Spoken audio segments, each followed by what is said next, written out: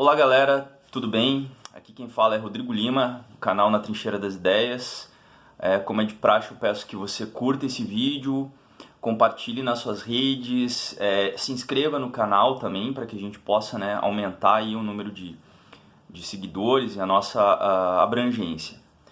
Bom, como não poderia deixar de ser, hoje, dia 8 de novembro, o grande tema desse final de semana, chegando aí no final de semana, foi a decisão tomada pelo STF no dia de ontem com relação à prisão em segunda instância, a manutenção da prisão em segunda instância, uma decisão que o STF havia tomado em 2016, infringindo a Constituição, que é muito clara, não é que qualquer cidadão tem que ter os seus direitos resguardados e só ser preso, quando excetuando-se alguns casos específicos, como a prisão preventiva ou a prisão provisória, de que ele tenha que respeitar o trânsito em julgado. Então, enquanto todas as etapas não forem cumpridas, o cidadão, enfim, enquanto acusado, ele responde em liberdade.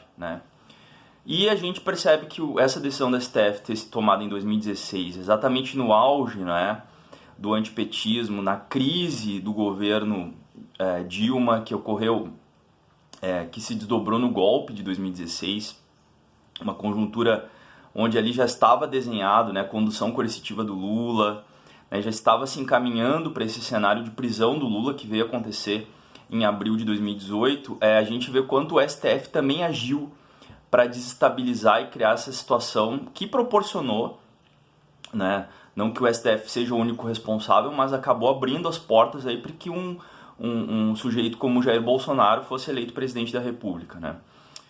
Bom, decisão tomada, agora os desdobramentos em relação a essa decisão vão ser aplicadas e podem atingir e podem beneficiar praticamente 5 mil presos, em torno de 5 mil presos que estão nessas mesmas condições que o Lula se encontra hoje, e que vão ter os seus direitos garantidos, seus direitos constitucionais garantidos. Então foi uma vitória jurídica importante para quem defende a Constituição, para quem defende um Estado de Direito, mesmo num cenário muito adverso. Sabemos que a Constituição ainda precisa de reformas muito mais amplas para garantir efetivamente uma série de direitos. A gente tem uma população carcerária gigantesca no Brasil que não tem seus direitos garantidos, enfim, uma série de questões que têm que ser discutidas, mas foi uma vitória conjuntural muito importante dentro do momento que nós estamos vivendo no país. Do ponto de vista político, foi uma vitória importante do Lula, que acabou puxando esse debate. Ele, de certa forma, esse debate aqueceu no cenário brasileiro. Certamente isso não teria chegado a esses termos se não tivesse chegado na figura do Lula, a prisão política do Lula, o Lula enquanto um preso político, porque efetivamente, cada vez isso vai ficando mais claro, o processo que levou à sua prisão, os processos que vem tramitando, são processos de fundo político, sem embasamento jurídico, sem provas que sustentem a prisão do ex-presidente. Então, uma vitória política do Lula é importante, ele manteve uma capacidade de mobilização em torno da sua pauta. O Lula livre foi uma bandeira que foi para além do PT, foi para além do campo lulista, agregou segmentos da sociedade mais amplos, teve uma repercussão internacional muito grande também. Então foi uma vitória política muito importante do Lula e que tem seus desdobramentos. Obviamente que a gente percebe que a Lava Jato se enfraquece, a Lava Jato ela já vem em frangalhos, o Moro hoje virou uma figura patética no governo Bolsonaro, refém do Bolsonaro, inclusive, e a gente vê que a Lava Jato, o próprio Dallagnol, enfim, vem numa descendente, e não é de se estranhar que essa questão da Lava Jato tenha desdobramentos bastante inesperados até para o que poderíamos imaginar alguns anos atrás, inclusive com punições para alguns figurões que capitanearam essa agenda, entre aspas, de combate à corrupção, que na verdade foi todo um pano de fundo em relação à desconstituição de um projeto político ao qual temos as nossas críticas, mas focado exatamente em desconstituir o projeto político em torno do Lula, em torno do PT. Então, é uma derrota importante nesse sentido da Lava Jato. O The Intercept, né, a Vaza Jato, muita gente vinha questionando que não teria tido efeito nenhum, que as divulgações, né, do conteúdo ao qual o Intercept teve acesso não teriam tido repercussão, porque as coisas se mantinham do mesmo jeito. A gente vê que não, né, que efetivamente a Vaza Jato foi decisiva em relação à mudança da conjuntura e à mudança da visão das instituições em relação ao que foi a Lava Jato. Bom, chegamos a esse ponto, Lula provavelmente será solto nos próximos dias, não há condições políticas para que se mantenha ou se tente alguma manobra para que o Lula continue preso. Eu não vejo que ainda que haja vontade, né, para que, né, da juíza Carolina Lebos, né, que é uma figura já, né, notória em relação à perseguição ao Lula, eu não vejo condições políticas para que ele se mantenha preso. Ele vai ser solto, provavelmente nos próximos dias.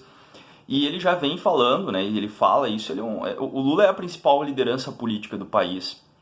Isso é inegável, né? Mesmo preso, ele conseguiu manter essa sua liderança, manter essa sua capacidade de articulação.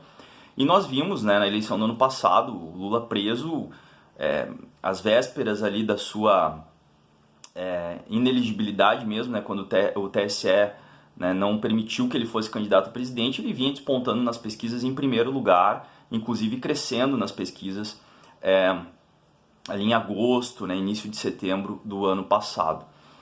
Então algumas questões se colocam agora, né, em relação a o que pode acontecer com a libertação do Lula. Eu acho que, primeiro ponto importante, como o Lula vai agir, né, o Lula foi um político caracterizado no seu mandato, né, caracterizado na sua gestão presidencial como um político de conciliação, né? Teremos o Lula de conciliação num cenário totalmente diferente do que ele viveu anteriormente, né, numa polarização que se acentua, em rupturas que ocorreram em relação a antigos aliados, né, em relação a, enfim, partidos como o MDB, não é, que era um antigo aliado do lulismo, hoje está em um polo oposto.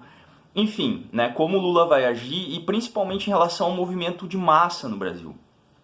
Né, nós temos exatamente nessa semana uma agenda, um pacote que foi lançado pelo governo Bolsonaro, né, pelo Paulo Guedes, que é um pacote de destruição do serviço público, de destruição de direitos, né? Enfim, mais um capítulo dessa novela de destruição de direitos. E aí fica essa questão como o Lula vai agir em relação a essa agenda, né? Se ele vai organizar e vai usar esse seu potencial de liderança, de aglutinação, de mobilização de massa para voltar o movimento de massa contra as agendas do governo Bolsonaro, né? E o Lula tem essa capacidade, ou ele vai potencializar essa sua capacidade de mobilização para uma agenda meramente eleitoral. Isso é uma questão que fica em aberto. Outra questão, como o Lula vai agir em relação a alguns inimigos declarados, né, que ele vem batendo muito forte nas suas entrevistas, inclusive, como a Rede Globo.